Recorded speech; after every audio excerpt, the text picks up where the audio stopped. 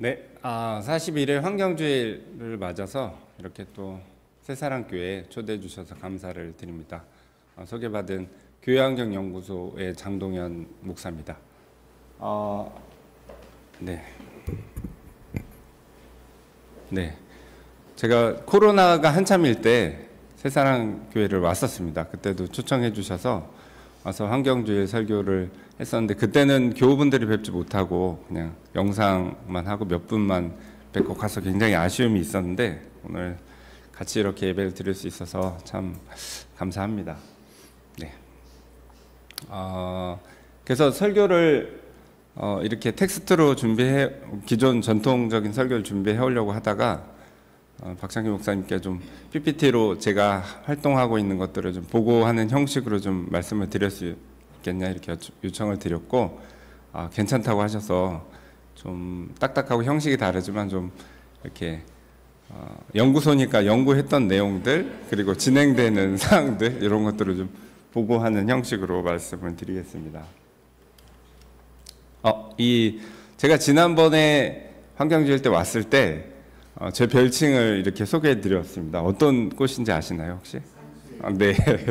그때 그냥 말씀만 드리면서 문득 산수유꽃을 좀 보여드리면 좋겠다 이런 생각을 했었는데 오늘 기회가 돼서 감사합니다. 이 꽃이 한 꽃에 여러 꽃들이 달려 있어요. 산수유꽃이 굉장히 아름답고 봄을 알리는 꽃입니다. 그래서 요즘에는 기후변화로 한 2월 정도만 돼도 산에 가면 꽃이 핍니다. 그래서 뭐 개나리나 벚꽃이나 진달래 이런 메이저 봄꽃들처럼 유명하진 않지만 굉장히 아름다운 꽃이고 그때 제 어린이집에서 아이들이 산수유꽃이 어려워서 탕수육으로 기억하는 친구들도 있다고 저를 탕수육으로라도 기억해달라고 이렇게 말씀을 드렸었는데 다들 산수유로 기억해 주셔서 감사를 드립니다. 네, 그래서 오늘 기획이 직면한 현실들, 과학적 사실들이 많이 있어서 그런 좀 회자된 얘기들 좀 나누고 그리고 교회가 이제 탄소 중립을 위해서 기후위기 대응을 위해서 어떻게 활동하는지 우리 새사랑교회가 대표적인 녹색교회인데 다들 잘 하고 계시지만 다른 교회들 좀 좋은 사례들 같이 나누고 초록발자국 실천 사례 같이 나누면서 그 교회들 얘기를 좀 하려고 합니다. 네, 지금 연구소에서 책이 계속 나오고 있는데요.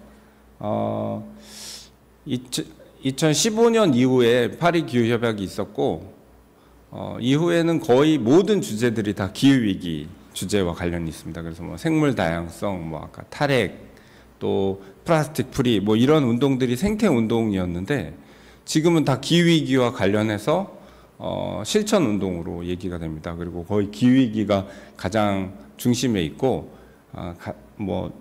세상말로 핫한 주제입니다. 그래서 기후위기 관련돼서 계속해서 자료집과 이런 책들이 계속 나오고 있습니다. 그래서 요 그림은 이제 코로나 팬데믹이 한참일 때 이런 그림이 나왔었는데 코로나 팬데믹 이후에는 경제 위기가 올 거다 이랬는데 오겠지 이렇게 다들 그냥 그렇게 생각했었거든요. 근데 요즘에 고금리에 잘 아시는 것처럼 우리나라 경제가 굉장히 어려워서 정말 어려운 분들이 많이 계십니다. 그래서 그런 경제 위기가 실제로 예측했던 대로 왔고 이후에는 거의 2030년 정도가 기후위기의 마지노선, 그 임계점이라고 얘기를 하고 있어서 아마 그 이후에는 더 거대한 기후위기의 세상이 이제 펼쳐질 거다. 이게 그냥 상상으로 혹은 이렇게 추측으로 얘기하는 것이 아니고 과학자들의 어떤 과학 얘기입니다. 그래서 기후위기가 이슈가 되는 데 있어서 가장 큰 역할을 한 친구가 이 친구인데 그레타 툰베리 잘 아시죠? 스웨덴의 이 당시에 18년에 16살이었는데 이 친구가 굉장히 독특해요. 그 자폐 성향이 있어서 이제 환경 다큐멘터리를 학교에서 봤는데 초등학교에서 근데 그 남미 쪽에 있는 쓰레기 섬에서 죽어가는 새들과 생명들을 보면서 같이 이제 함께 슬퍼했는데 이 친구만 유독 이제 자폐 성향이 있어서 야스퍼스 증후군이라고 하는데 아무튼 다른 친구들은 끝나고 나서 이제 햄버거 먹으러 가고 옷 사러 가고 다시 회복을 하는데 이 친구는 자폐 성향이 있으니까 그 슬픔이 그냥 계속 몇 주간 계속 진행이 되는 거예요. 그래서 너무 고통스러워하다가 이제 주변의 부모님이나 가족들하고 함께 힘을 얻어서 그럼 기후위기를 해결할 수 있게 우리가 나서자, 행동하자 해서 스톡홀름 대사관 앞에서 이제 1인 피켓 시위를 하는 거죠. 그래서 기후위기를 위해서 파업을 하자 이러면서 이제 학교 안 가기 운동을 하겠다 그러면서 금요일 날마다 이제 피켓을 들기 시작했는데, 그러면서 이제 자기의 자폐 성향도 어느 정도 극복하고 다시 삶을 찾은 거죠. 근데 이 친구의 이런 노력과 진정성이 유럽에 전해지고 또 전 세계에 전해졌습니다. 그래서 기후위기 비상행동이라는 유명한 그런 세계적인 시민 운동이 일어났고, 뭐 성서의 구약에 나오는 예언자들의 모습이 있다면 오늘날의 어떤 모습일까 생각해 보면 이 친구의 모습이 아닌가 이런 생각을 해보게 됩니다. 그래서 뭐 기후변화 이런 정상 회의가 있는데 가서 대통령들을 막 꾸짖는 역할을 지금 하고 있습니다. 이제는 성인이 돼서 계속 활동을 하고 있습니다. 과학적 현실들 보시면 뭐 1990년부터 기후위기에 관한 국가 간 협의체 IPCC라는 단체에서 과학 보고서를 수천 페이지씩 연구를 해서 내고 있습니다. 근데 벌써 30년이 넘었는데 1차 보고서가 90년에 나오고 4차 보고서가 2007년에 나오는데 이때 노벨 평화상을 탔습니다. 그래서 이 팩트고 기후변화의 원인이 인간이고 그래서 이게 어떻게 지구에 영향을 미치고 또 사람들의 삶을 어떻게 바꾸는지 심각하게 경고하고 있다. 그래서 노벨 평화상도 받았는데, 그리고 2021년, 22년, 23년까지 해서 종합보고서, 6차 보고서가 나왔습니다. 이제 종합판이라고 30년 종합판인데 결론은 뭐 더 위기가 심각해졌다 이런 거예요. 인류의 책임이 확실하고 기후 위기는 계속 연구하면서 발표했던 보고서 자료들보다 점점 심각해지고 있다. 그런 거고, 뭐 그걸 조금 더 말씀드리면 이제 기후위기 보고서 이 6차 보고서 종합 보고서의 결론은 이제 한 2020년대부터 우리가 임계점이라고 뭐 1.5도 막 얘기하잖아요. 이런 이제 물을 끓이면 물이 액체였다가 기체로 바뀌는 그 포인트가 있는데 그걸 이제 임계점이라고 하는데, 질적인 변화가 오는 그런 기후 위기의 점이 15도, 1.5도고, 그리고 탄소 개수가 이제 공기 분자 100만 개 중에 한 400개, 430개 정도에서 50개 정도 이산화탄소 분자가 있으면 이제 위기다 이렇게 생각했는데, 지금 2020년 이후에 이제 임계점에 도달했습니다. 그래서 어느 지역에서는 벌써 1.5도가 넘어섰고요. 그래서 이제는 기후 변화에 적응하고 이 기후 변화에 영향을 받는 사람들이 가장 가난하고 취약한 사람들이니까 이런 사람들의 어떤 취약성을 좀 어떻게 보탤까 하는 그런 이야기들을 하고 있습니다. 박창규 목사님께서 설교는 짧고 간결하게 이렇게 말씀하셨는데, 제가 자꾸 이걸 보니까 또 제 하는 게 생각나서 자꾸 얘기가 길어지는 것 같다가 죄송합니다. 아무튼 시계를 보면서 하겠습니다. 그리고 이제 기후변화를 어떻게 완화시킬지 이런 내용들이 들어가고, 이 종합보고서가 영어 페이지로 수천 페이지 되기 때문에 저희도 사실은 못 읽습니다. 그래서 뭐 환경부나 이런 데서 번역해놓은 요약본들 그런 걸 통해서 이제 보고 있고요. 그래서 뭐 여러 가지 시뮬레이션으로 지금 24년에 기후위기를 이제 인지한 우리가 어떻게 줄이느냐에 따라서 뭐 온도 상승이 좀 덜 될 수도 있고 그냥 계속 상승할 수도 있고 중간 정도로 상승할 수 있는데, 과학자들이 일반적으로 지금 정도로 국가들이나 국민들이 저감을 하면 한 3도 정도, 2도에서 3도 정도 오른다고 합니다. 그러니까 지금 1.5도씩 올랐으니까 지구 평균 기온이 한 1.5도 더 오르는 형태로 예상을 하고 있습니다. 그렇게 되면 이제 많은 어려움들이 있게 되죠. 이건 지금 이렇게 열심히 하게 되면 여기서 이제 가장 이번 아까 말씀드린 또 보고서의 가장 핵심은 이제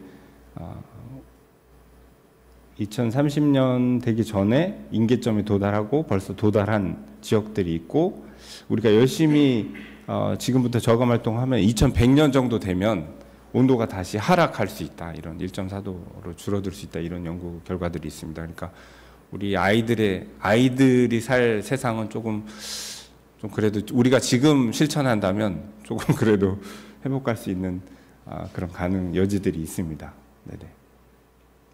네네. 그래서 그러면 기후 변화가 일어나면 기후위기가 오면 어떤 결과가 일어나냐 이러면 지구가 망하냐 사람이 다 죽냐 막 이렇게 걱정하시는데 과학자들 얘기는 그 정도는 아니다.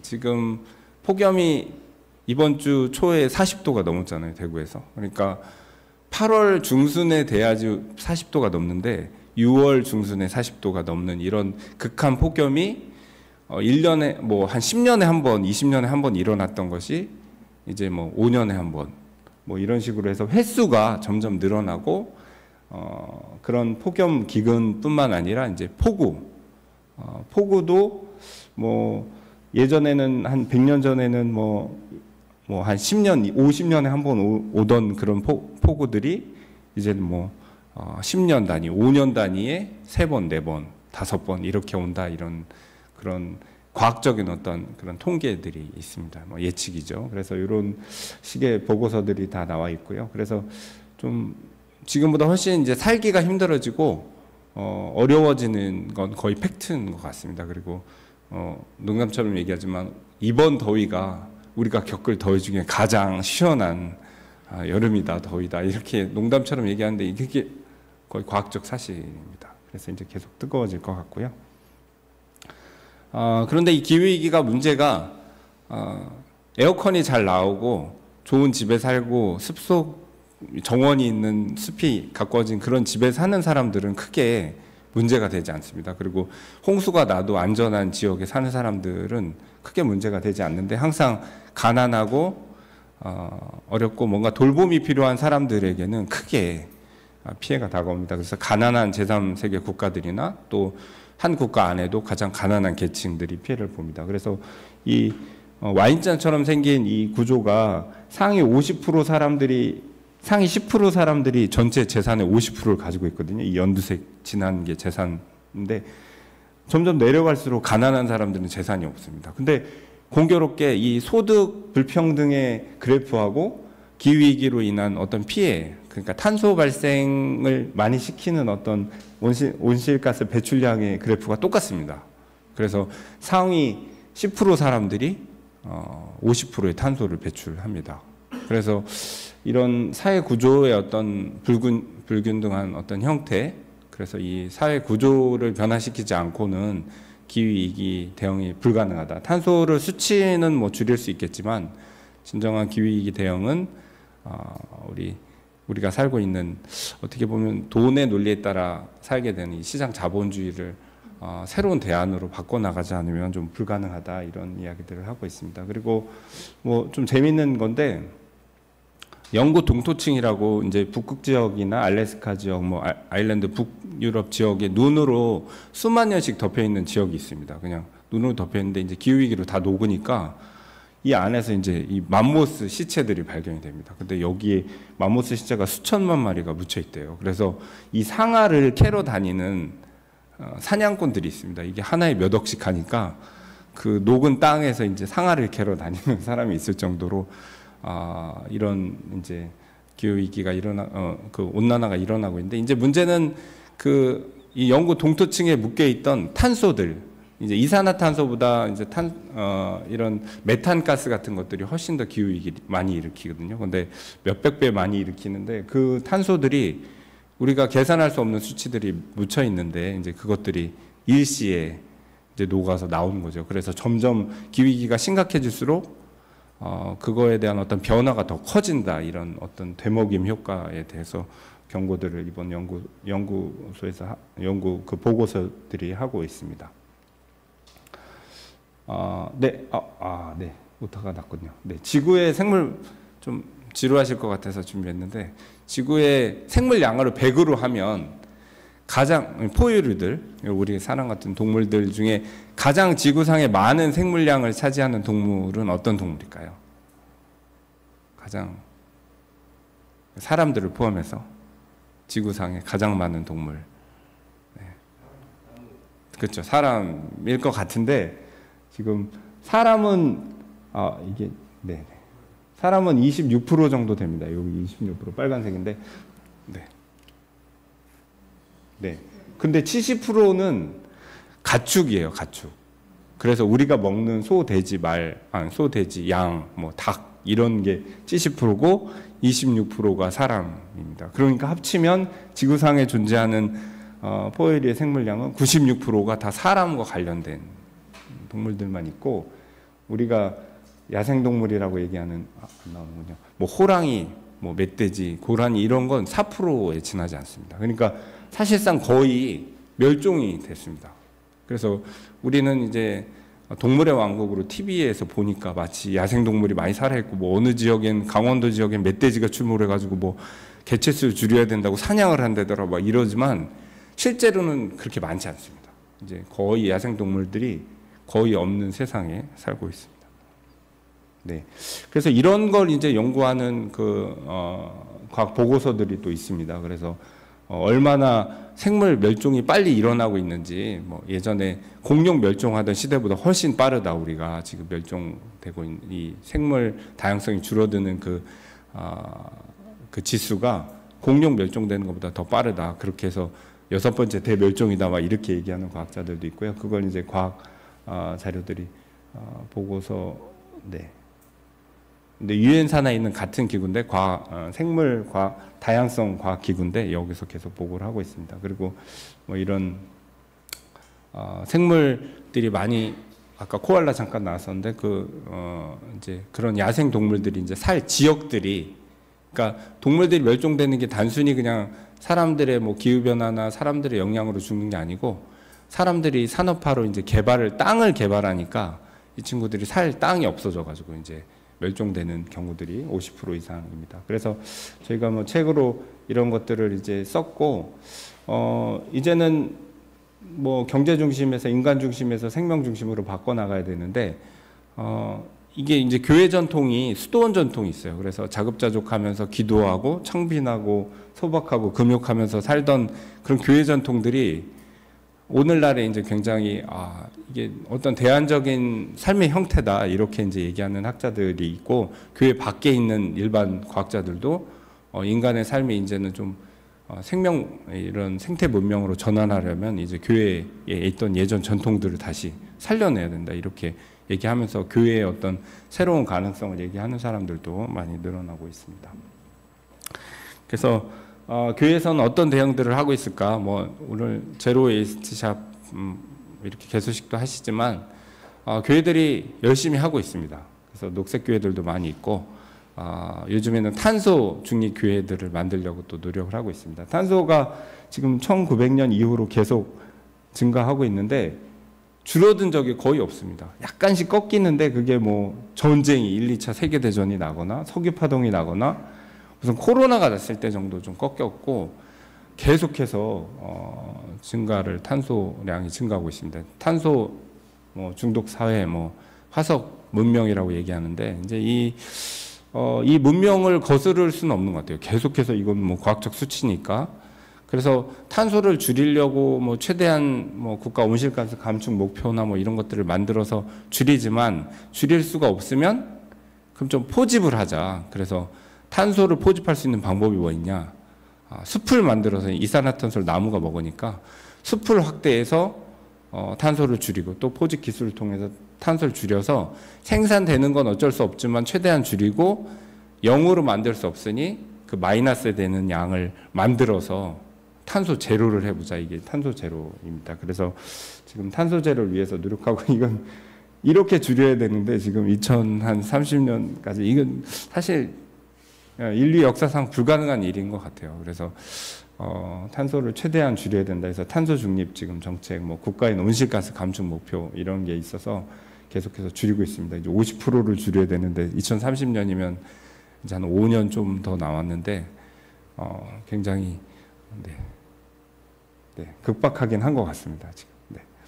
그래서 우리나라도 탄소 중립 선언하고, 전 정부에서 선언하고 계속 뭐 법제화도 하고 계속 기본법까지 시행을 했는데, 이제 현 정부 들어서면서 좀 흔들리고 있긴 합니다. 그래서 핵진흥 정책을 해야 된다 그러면서 뭐 핵하고 같이 섞어서 남들은 다 재생 가능 에너지 100%로 물건을 만들어서 파는 것만 무역을 할 수 있게 하겠다면서 아리백을 강조하고 있는데, 우리나라에서는 거기에 원전도 같이 끼워줘라 해서 뭐 CF100이라고 해서 이산화탄소 100%, 이산화탄소 감축 100% 이런 식으로 새로운 개념을 만들어 가지고 좀 이렇게 세계적인 흐름을 막 거스르는 모습이 있긴 합니다. 그래서 지금 좀 많이 시민사회단체들하고 갈등이 있고요.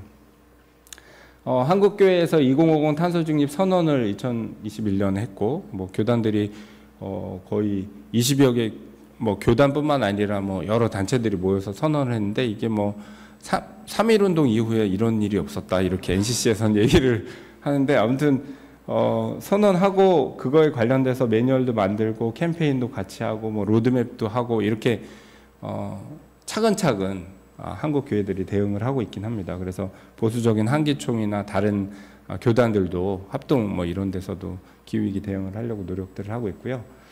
제가 생태공동체, 한국 기독교 장로회 생태공동체 운동본부에서도 이제 협동 직원으로 일을 하고 있는데, 거기 우리 교단의 사례를 보면 2006년에 이제 2021년에 선언을 하고, 그 다음에 2022년에 이제 저희가 그 로드맵을 통과시키고 뭐 교단적으로 좀 일을 해보자 이러면서 이제 어떤 구체적인 탄소중립 로드맵을 이제 발표했고, 작년에 108회 총회에서 기후정의위원회라는 상임위원회를 출범시켰습니다. 뭐 교단마다 다르겠지만 기장은 기후정의위원회, 그러니까 교단 산하에 상임위원회가 설치가 돼야지 공식적으로 이제 교단에 의무적으로 뭘 일을 할 수 있거든요. 그래서 근데 요즘에 교회가 워낙 축소되는 시기라 교단들이 교단 안에 있는 그 위원회들을 통폐합하는 그런 분위기가 있습니다. 그래서 절대 새로운 상임위원회를 만들지 않는데, 그럼 예산과 뭐 전 노회에서 사람들을 위원들을 뽑아서 회의를 구성하기 때문에 너무 일이 많고 그래서 하질 않는데, 유일하게 기후정의위원회가 이제 구성이 돼서 실무를 제가 맡고 있어서 어렵긴 하지만 아무튼 그래서 이제 구체적인 어떤 교단 내 생태 운동을 시작했습니다. 뭐 교단 사례들은 이렇게 각 교단마다 이제 그렇게 운동을 하고 있고요. 지금 환경주일 예배, 오늘 40일에 환경주일 예배를 드리고 있는데, 이 환경주일 성수가 우리 기독교인이 할 수 있는 뭐 기후위기 대응의 가장 근본적인 어떤 활동이라고 저희는 믿고 있습니다. 그래서 신앙적으로 기독교인들이 새롭게 변화되고 기도하면서 변화되고 또 변화되는 거로 끝나는 게 아니고 세상에 나가 실천하고, 그럴 때 또 세상 사람들과 함께 더불어서 기후위기 대응을 할 수 있다고 우린 신앙적으로 고백하기 때문에 환경주의를 강조하고 있고요. 9월 셋째 주에는 이제 기후정의 행동의 날이 있습니다. 그래서 아까 그레타 툰베리부터 시작된 어떤 그런 시민운동들이 전 세계에서 일어나는데, 기후위기 비상행동 막 그런 선언들을 하고 또 거리를 쏟아져 나와서 사람들이 기후위기 대응을 위해서 이제 정부나 혹은 기업이나 뭐 이런 데 막 촉구하는 날이 있는데, 그때에 맞춰서 저희가 기후주일 예배를 같이 또 드리고 같이 행동에 참여하고 있습니다. 세계교회는 벌써부터 이제 이 기후위기 대응이나 창조세계 회복을 위해서 노력하고 있고요. 뭐 그때는 카톨릭이나 아니면 뭐 로마 교황청 뭐 여러 뭐 정교의 여러 세계에 있는 교회들이 같이 하나님의 창조 세계를 회복하기 위해서 그 10월에 있는 창조절 때 같이 예배 자료집을 발표를 합니다. 그래서 저희도 카톨릭하고 같이 번역을 해서 이제 공개를 하는데, 올해도 이제 이 창조절 문서가 예배 자료집과 문서가 이제 배포가 됐고요. 지금 번역 중에 있습니다. 그래서 이런 작업들을 하고, 항상 교회의 문제는 목사님들의 문제가 크죠. 그래서 교인들도 잘 하시지만 목사님들이 더 잘해야 돼서 저희가 저희 기장에서 이제 생태 목회자 대회를 꼭 합니다. 그래서 뭐 오래된 오래된 고택 같은 데 가서 재작년에는 좀 쉬면서 목사님들이 녹색교회로 어떻게 전환할 수 있는지 이런 것들을 목사님들을 좀 설득하고 교육하고 변화시키는 그런 모임을 가졌는데, 작년에도 새만금에 있는 그쪽 녹색교회에 가서 그런 운동들을 했습니다. 그래서 좀 종교 지도자라고 할 수 있는 목사님들을 좀 생태적으로 바꿔낼 수 있는 방법이 뭘까, 이런 고민들을 계속하면서 이런 대회들을 하고 있습니다. 그리고 뭐 잘 하시겠지만 사순절에는 탄소 금식으로 올해도 진행했고요. 그리고 사순절 절기마다 이렇게 이런 기후변화 실천할 수 있는 실천들이 많이 있지만, 기후위기 대응이 있지만, 저희가 이걸로는 안 된다, 아직 목마르다, 그래서 52주 행동 캠페인을 만들었습니다. 그래서 52주 동안 매주 실천할 수 있는 것들을 부족하신 분들한테 계속 안내를 하고 있고요. 그래서 올해는 52주 행동 캠페인이 계속 나가고, 한 달에 하나 주제를 정해서 같이 좀 실천해 보자 해서 지행실 모임이라고 해서 지구를 위한 행동 캠페인 실천도 하고 있습니다. 그리고 이번 주가 보니까 공교롭게 전기밥통에 보온 기능을 끄자는 캠페인입니다. 그래서 그 전기 먹는 뭐 하마라고 하죠. 그 대기 전력을, 사실 대기 전력의 한 30% 이상의 전력을 그냥 소비하는 거여서 코드를 빼고 멀티탭을 꺼놓는 이런 운동인데, 보온 밥솥도 밥도 바로 해서 먹는 게 맛있지, 이렇게 계속 보온해 놓으면 전기도 쓰고 밥도 맛이 없습니다. 그래서 하자는 이런 캠페인도 하고 있고요. 네. 그리고 한국교회에서 이제 교육을 위해서 아카데미 교육을 계속 진행하고 있습니다. 벌써 2021년부터 벌써 4회차 생태정의 아카데미를 진행하고 있고요. 그래서 올해는 성공에 대해서 특수대학원에서 이 아카데미를 듣고 온 학생들에게는 장학금을 주겠다, 이래서 굉장히 또 열심히 공부들을 하고 계십니다. 그리고 신학포럼 같이 활동하고 정기포럼 매번 진행하고 있습니다. 네네. 이제 사례 시간이 거의 돼서 사례 몇 교회 정도 말씀드리고 마무리하도록 하겠습니다. 생명의길 초록발자국이라는 거, 저희가 이제 한국교회 탄소중립 선언하고 나서 교회들이 그럼 전체로 실천할 수 있는 실천 사례가 뭐 있겠냐, 그래서 저희가 캠페인을 만든 거고요. 7가지 의식주, 교통, 문화, 그다음에 뭐 경제, 이런 것들을 어떻게 전환할지 좀 그런, 이렇게 해서 각 주제들로 실천 안내를 했습니다. 그래서 이걸 작년부터 계속 안내를 하고 있고요. 그래서 음식에 관련돼서 좀 육류 소비도 줄이고 탄소 발생하는 이런 잔반 남기기도 줄여보자. 교회에서는 잔반을 남기는 게 제일 큰 문제잖아요. 그래서 그걸 줄일 수 있는 좀 방법들을 고민하고 있고, 아까 김치찌개 냄새가 굉장히 좋았는데, 제 사례 중에 청파감리교회 이제 김기성 목사님이 은퇴를 하셨어요. 근데 이제 거기에 노 장로님하고 같이 녹색교회 막 하실 때 굉장히 귀감이 되는 사례가 있었습니다. 그래서 교회가 몇백 명 큰 교회니까 이제 음식물이 많이 남잖아요. 그래서 이걸 어떻게 잔반을 줄이냐, 식당에서 도저히 줄어들질 않는다, 이렇게 고민을 하는데, 그 노 장로, 나이 많으신 장로님께서 그럼 내가 한번 해보겠다. 그리고 이제 음식을 먹고 나면 저 문 앞에 서 계십니다. 음식을 검사하는 거죠. 그 음식이 남으면 그걸 장로님이 드시는 거예요.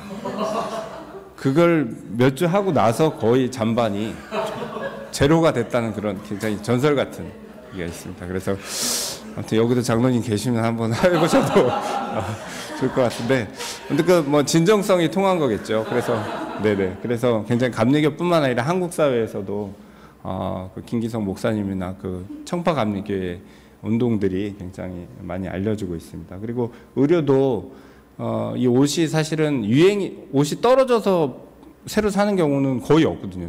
뭐 제 삶에서 봐도 유행이 지나서 이제 바꾸는 거지 옷이 떨어져서 버리는 경우는 없습니다. 그래서 우리 신앙인들, 또 우리 기후위기 대응하는 우리 신앙인들부터 좀 기존의 옷들을 계속 입고 좀 돌려서 같이 나눠 입고 이런 운동을 하자. 그러면서 막 옷 소비하는 데서 어떤 뭐 그런 만족감을 얻지 말고 좀 오래 입는 그런 지구를 위한 이런 슬로우 패션을 한번 해보자, 이런 얘기들이고요. 그리고 잘 하시는 것처럼 이제 제로 웨이스트 샵 같은 미니멀 라이프를 위한 그런 것들, 뭐 리필 샵 같은 거 운영하고, 이런 뭐 교회 사례들도 좀 있습니다. 그리고 이제 네네, 우선 교통도 좀 자전거를 많이 타고 많이 걸어 다니셔야 될 것 같고, 그렇습니다. 그런 교회들 사례들이 좀 있고요. 그리고 이제 태양광이 지금 현 정부 들어서 괜히 탄압을 해가지고 굉장히 주춤하고 있는데, 전 세계는 지금 거의 이제 태양광 발전이 주가 되고 있습니다. 그래서 외국에 회의만 가면 뭐 저희 교단에도 총무님이든 막 계속 문자를 보냅니다. 전 세계, 특히 이제 미국을 중심으로 해서 전 세계 국가들이 태양광 때문에 이제 발전 단가가 너무 싸져서 다른 어느 화력 발전보다도 싸졌기 때문에 태양광으로 그냥 전기를 만들면 되기 때문에 굳이 다른 발전을 하려고 하지 않습니다. 산업적으로도 굉장히 이제 고도화돼서. 근데 이제 우리 지금 정부만 좀 굉장히 역행하고 있는데, 올 초에 3월에 이제 그 옥매교회라는 해남에 있는 교회, 땅끝마을에 있는 교회에 서울에 있는 경동교회라는 기장의 이제 대표적인 교회인데, 그 교회에서 옥상에 태양광을 하려고 하다가 돈이 부족하니까, 장소가 부족하니까, 그러면 우리가 지역에 있는 교회에 태양광을 지원하겠다 해서 이제 서로 예산을 합해서 한 20km 정도를 설치를 했습니다. 그래서 거기서 나오는 수익으로 이제 작은 교회들 또 목사님들 사택에 태양광을 이제 3km 정도 하면은 4인 가정 쓰는 전기량을 제로로 할 수 있기 때문에 그런 운동들을 하겠다 해서 이제 이런 도농 교류들을 시작했습니다. 그래서 이런 것들이 이제 귀감이 돼서 계속 확대될 것 같고요. 그리고 네, 은총의 숲 잘 하시지만 나무 심는 것, 특히 이제 우리나라는 이제 사실 심을 데가 많지 않아서 이제 사막화되는 그 기후 위기로 피해 보는 지역에 나무를 좀 심자, 이런 운동들을 하고 있고, 은총의 숲은 저희 전 사무총장님이 지금 이제 그만두시고 이 은총의 숲 사업에 매진하기로 해서 오늘 아마 출국하셨을 거예요. 그래서 이제 한 2달간 몽골에 사시면서 이제 은총의 숲을 확대하는 사업을 하시고 있습니다. 그리고 생명의 경제는 아까 세계교회 협의회 말씀드렸는데, 벌써 하나님께서 주시는 그런 값없는 정말 은총의 그런 에너지들로 이 생명의 경제를 만들자, 이런 운동을 세계교회가 하시고 계시고, 이 시장 자본주의 돈의 논리가 아니고 하나님 사랑의 원리로 세계 경제를 좀 이제는 전환할 때다, 이렇게 얘기하는 그런 운동들이 일어나고 있습니다. 그래서 이제 이 생명의 경제라는 이런 개념으로 저희가 계속 같이 활동을 하고 있고요. 네, 이건 제가 이제 한신대에서 박사 공부할 때 기독교 교육학과에서 공부를 했는데, 그 간판 뒤에 이제 생태 실습장이 있었어요. 그래서 이제 그 산 기슭에 이제 텃밭을 만들고 학생들하고 농사를 지면서 이제 생태 기독교 교육을 공부했는데, 거기 있는 말씀 중에 가장 제가 가장 감동을 받은 말씀이고요. 잠언 19장에 있는 그의 은혜는 풀 위에 내린 이슬과 같다. 이슬의 은총이라는 그런 말씀이 있습니다. 그래서 하나님께서 생명을 기르시는 방식이 막 요란하고 인위적이고 우리 사람들이 하는 것처럼 막 복잡하고 시끄러운 게 아니고, 새벽에 자고 일어나면 이슬이 내려서 그 이슬을 통해서 식물들이 자라나고 거기서 생명의 열매를 맺고 그걸 또 동물들이 또 먹고 살아가게 된다. 그래서 하나님께서 생명을 일구는 방식은 각자의 자리에서 소박하게 너무 요란하지 않게 하지만 진실된 마음으로 할 때 생명들을 키워나갈 수 있다. 이런 지금은 은퇴하셨지만 이제 그런 교수님의 가르침을 들은 적이 있습니다. 그래서 오늘 새생명교회 새사랑교회 오면서 아마 정말 이 성결교회에서도 소중한 교회고, 우리 녹색교회들 중에서도 굉장히 이제 중견교회로 굉장히 소중한 교회여서 그 작은 행동들 또 실천들, 이런 행함들이 정말 큰 어떤 변화를 만들어낼 수 있을 것이다, 이런 다짐을 하면서 왔습니다. 그래서 네, 끝날 때가 되었군요. 네. 그래서 그런 행함으로, 정말 실천으로 함께 이 창조 세계를 회복하는 우리 새사랑교회 교우님들이 되시기를 바라며 부족하지만 말씀을 나눴습니다. 네. 그러면 잠깐 거듭의 침묵으로 거듭의 기도를 잠깐 드리시겠습니다.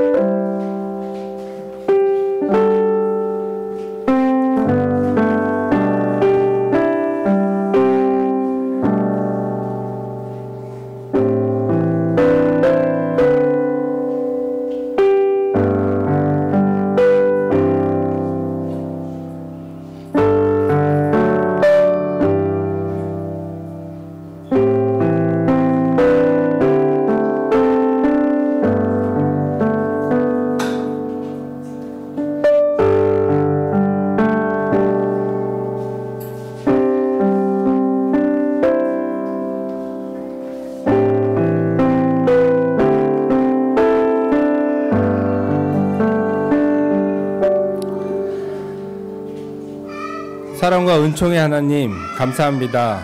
오늘 40일의 환경주의를 맞아서 이렇게 새사랑교회 교우님들과 함께 환경주일 예배를 드립니다. 창조 세계가 파괴되고 또 많은 이웃 생명들이 죽어가지만 주님이 주신 사랑이 있기에 저희가 다시 희망을 품어봅니다.